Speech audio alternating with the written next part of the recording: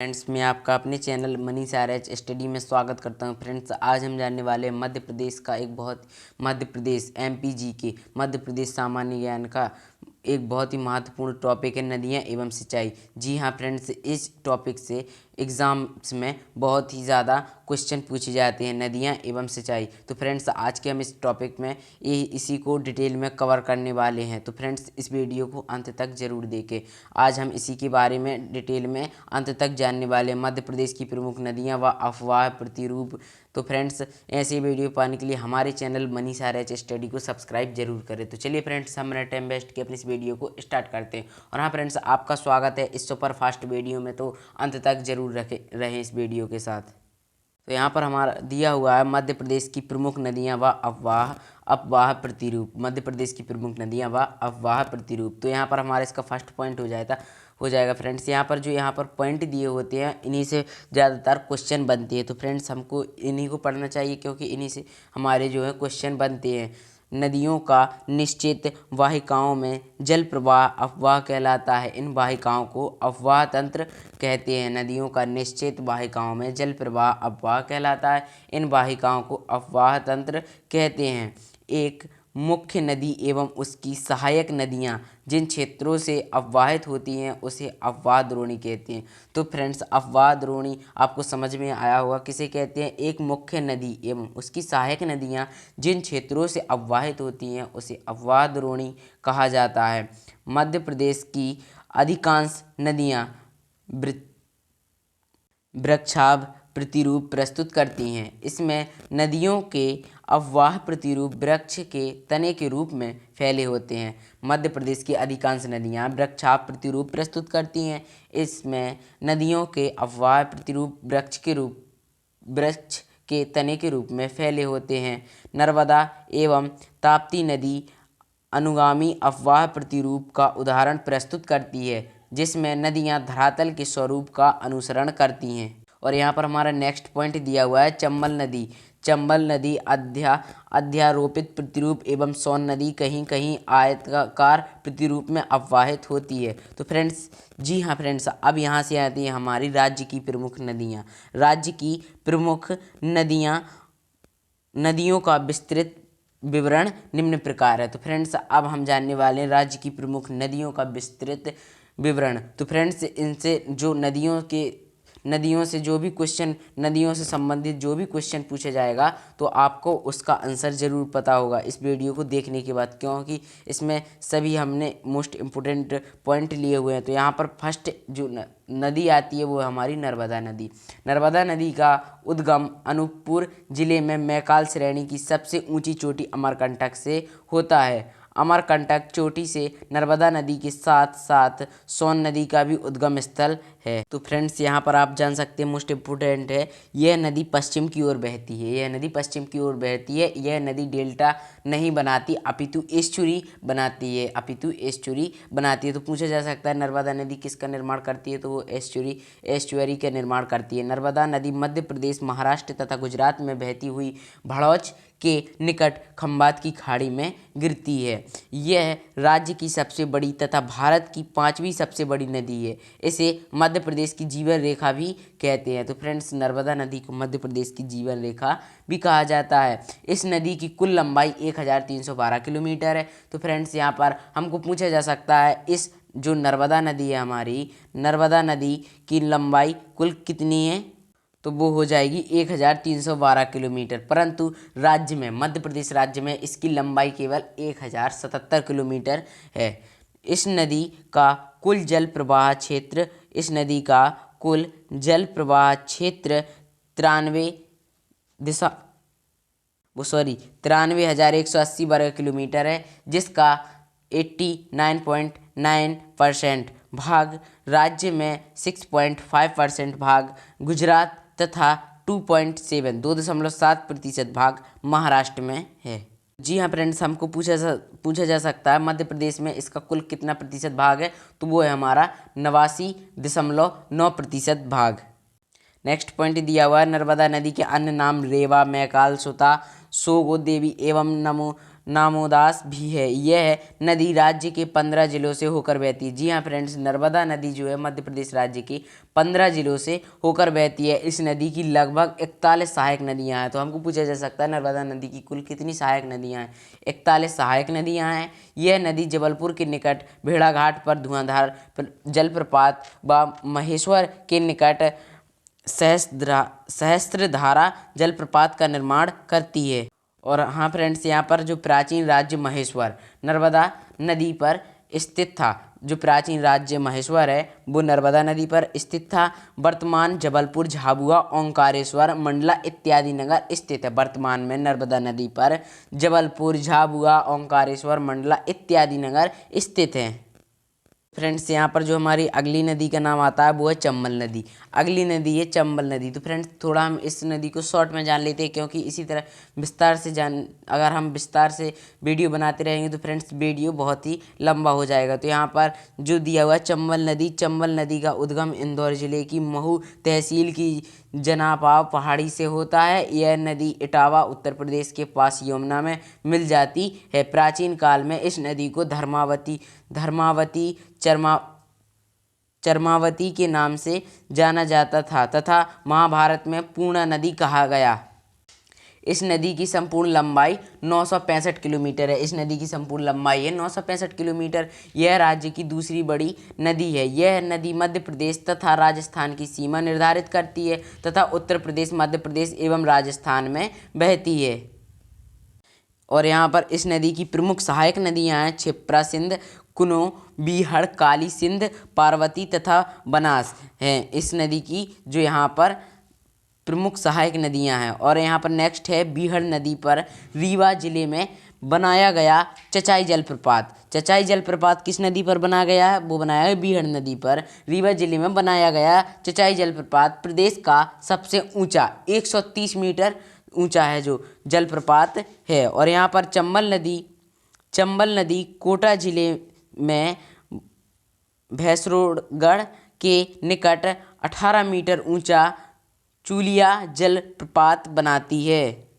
यह नदी मध्य प्रदेश के मुरैना एवं भिंड जिलों में अवनालिका अपर्दन करती है। राज्य की प्रथम विद्युत परियोजना गांधी सागर बांध चंबल नदी पर मंदसौर में बनाई गई थी। और यहाँ पर जो हमारी अगली नदी आती है वो आती है सोन नदी। सोन नदी का उद्गम अनूपपुर जिले में स्थित मैकाल श्रेणी की अमरकंटक चोटी से हुआ है। और यहाँ पर दिया हुआ है इस नदी की कुल लंबाई 780 किलोमीटर है। इस नदी के जल प्रवाह का कुल क्षेत्रफल 17,900 वर्ग किलोमीटर है। नेक्स्ट यहाँ पर दिया हुआ है सोन नदी को स्वर्ण नदी, सोनभद्र तथा हिरण्य बाहु आदि अनेक नामों से भी जाना जाता है। यह राज्य के उत्तर पूर्व में बहती हुई बिहार दानापुर के पास में गंगा नदी में मिल जाती है। यह नदी दक्षिण से उत्तर की ओर बहती है। और हाँ फ्रेंड्स, यह नदी जो सोन नदी है मध्य प्रदेश के शहडोल, सीधी, उमरिया तथा उत्तर प्रदेश के सोनभद्र जिले में प्रवाहित होती है।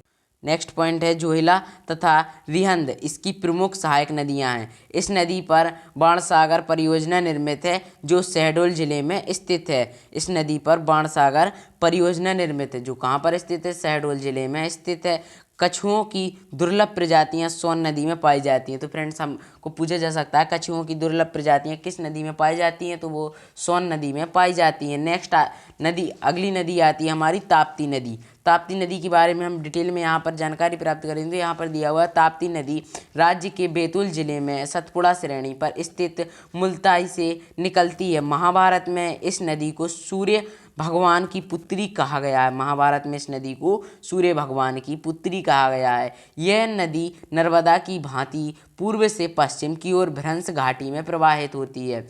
पूर्व से पश्चिम की ओर नर्मदा नदी की भांति और भ्रंश घाटी में प्रवाहित होती है। ताप्ती नदी महाराष्ट्र से होती हुई गुजरात में सूरत के निकट खंभात की खाड़ी में गिरती है। तो फ्रेंड्स, जो ताप्ती नदी है वो कहाँ पर गिरती है? खंभात की खाड़ी में गिरती है। इसकी कुल लंबाई 725 किलोमीटर तथा अपवाह क्षेत्र 17,900 वर्ग किलोमीटर है। इसकी कुल लंबाई है 725 किलोमीटर। यहाँ पर हमारा नेक्स्ट पॉइंट दिया हुआ है, ताप्ती नदी राज्य के बैतूल एवं खंडवा जिलों में बहती है। पूर्णा महाराष्ट्र इस नदी की प्रमुख सहायक नदी है। ताप्ती नदी जो है, ताप्ती नदी राज्य के बैतूल एवं खंडवा जिलों में बहती है। पूर्णा महाराष्ट्र इस नदी की प्रमुख सहायक नदी है। और यहाँ पर हमारी दी हुई है बेतवा नदी। इस नदी का उद्गम रायसेन जिले के कुमरा गांव से होता है। यह नदी उत्तर प्रदेश में हमीरपुर जिले में निकट यमुना में मिलती है। इसकी कुल लंबाई, इस नदी की कुल लंबाई है 480 किलोमीटर है। और यहाँ पर दिया हुआ बेतवा नदी का प्राचीन नाम है बेत्रावती था। और इस नदी को प्रदूषण के समान स्तर के कारण मध्य प्रदेश की गंगा भी कहा जाता है। इसकी प्रमुख सहायक नदियां हैं बीना, धसान, सिंधु। बेतवा की सहायक नदी बीना राहतगढ़ में थालकुंड जलप्रपात बनाती है। और यहाँ पर बेतवा नदी पर माता टीला बांध भी बनाया गया है। नेक्स्ट यहाँ पर जो हमारी अगली नदी है वो है क्षिप्रा नदी। इस नदी का उद्गम स्थल इंदौर के निकट काकरी बरडी पहाड़ी से होता है। काकरी बरडी पहाड़ी से होता है। इसकी कुल लंबाई 195 किलोमीटर है। इस नदी की दिशा उत्तर प्रदेश की ओर है। राज्य में यह नदी देवास, उज्जैन, रतलाम एवं मंदसौर जिलों से होकर बहती हुई चंबल नदी में मिलती है। इसकी प्रमुख सहायक नदी खान है। उज्जैन का प्रसिद्ध महाकालेश्वर मंदिर रामघाट क्षिप्रा नदी के तट पर स्थित है। जी हाँ फ्रेंड्स, उज्जैन का प्रसिद्ध महाकालेश्वर मंदिर रामघाट क्षिप्रा नदी के तट पर स्थित है। और नेक्स्ट आती है हमारी कुनो नदी। कुनो नदी, यह नदी गुना जिले में शिवपुरी पठार से निकलती है। इस नदी की कुल लंबाई 180 किलोमीटर है, जो उत्तर में मुरैना तक बहती है। यह चंबल की सहायक नदी है। जी हाँ फ्रेंड्स, यह नदी जो है चंबल नदी की सहायक नदी है। अब आती है हमारी काली सिंध नदी। काली सिंध नदी, यह नदी देवास जिले में बागली गांव के निकट विंध्याचल पर्वत से निकलती है तथा 150 किलोमीटर की दूरी तय कर बाराकोटा राजस्थान के निकट चंबल नदी में मिल जाती है। मध्य प्रदेश में यह नदी राजगढ़ एवं शाजापुर जिलों में बहती है। फ्रेंड्स, ये जो नदी है मध्य प्रदेश में यह नदी राजगढ़ एवं शाजापुर जिलों में बहती है। नेक्स्ट, जी हाँ फ्रेंड्स, अब आती है हमारी केन नदी। केन नदी, यह नदी जबलपुर जिले में अहीर गांव के निकट विंध्याचल पर्वत से निकलती है एवं उत्तर की ओर प्रवाहित होती हुई कटनी एवं बांदा जिलों से होते हुए उत्तर प्रदेश में यमुना नदी में मिल जाती है। और यहाँ पर दिया हुआ है केन नदी को कर्णावती नाम से भी जाना जाता है। तो फ्रेंड्स, केन नदी का उपनाम केन ऐसा पूछा जा सकता है, केन नदी को और कौन से नाम से जाना जाता है? तो कर्णावती नाम से जाना जाता है। इस नदी पर पांडव जलप्रपात अवस्थित है जो पन्ना के निकट पड़ता है। अब आती है फ्रेंड्स हमारी तवा नदी का उद्गम पंचमढ़ी में महादेव पर्वत की काली भीत पहाड़ियों से होता है। यह होशंगाबाद जिले में यह नदी नर्मदा में मिल जाती है। नर्मदा नदी में मिल जाती है। तवा नर्मदा नदी की संगम पर मंदार जलप्रपात स्थित है। तवा नर्मदा नदी के संगम पर मंदार जलप्रपात स्थित है। मालनी, सुक्तवा एवं देनवा तवा नदी की प्रमुख सहायक नदियां हैं। होशंगाबाद के निकट तवा नदी पर मध्य प्रदेश का सबसे लंबा तवा बांध बनाया गया है। अब आती है फ्रेंड्स हमारी सिंध नदी गुना जिले में स्थित सिरोंज के निकट से यह नदी निकलती है। जी हाँ फ्रेंड्स, गुना जिले में स्थित सिरोंज के निकट से यह नदी निकलती है। प्रदेश में यह नदी शिवपुरी, गुना, दतिया एवं भिंड जिलों से प्रवाहित होती हुई इटावा के पास चंबल नदी में मिल जाती है। और हाँ फ्रेंड्स, इस वीडियो के लास्ट में यहाँ पर दिया हुआ है हमारा अन्य नदियाँ। यहाँ पर दी हुई हैं अन्य नदियाँ। तो जो यहाँ पर हमारी सिंध नदी थी वो यहाँ पर हमारी लास्ट नदी थी। और अब आती है यहाँ पर हमारी अन्य नदियाँ। मध्य प्रदेश में उपयुक्त नदियों के अतिरिक्त एक बैनगंगा, टॉन्स, तमसा, क्वारी, पार्वती सिंध, गार, छोटी तवा, शक्कर, वर्धा, धसान इत्यादि प्रमुख नदियां भी प्रवाहित होती हैं। तो फ्रेंड्स, आपको ये जानकारी नदियों के बारे में पसंद आई हो और ये टॉपिक हमारा नदियाँ एवं सिंचाई पसंद आया हो तो इस वीडियो को लाइक ज़रूर करें और ऐसी वीडियो पाने के लिए हमारे चैनल मनीष आर्य स्टडी को सब्सक्राइब करें। Thanks for watching video. जय हिंद, वंदे मातरम।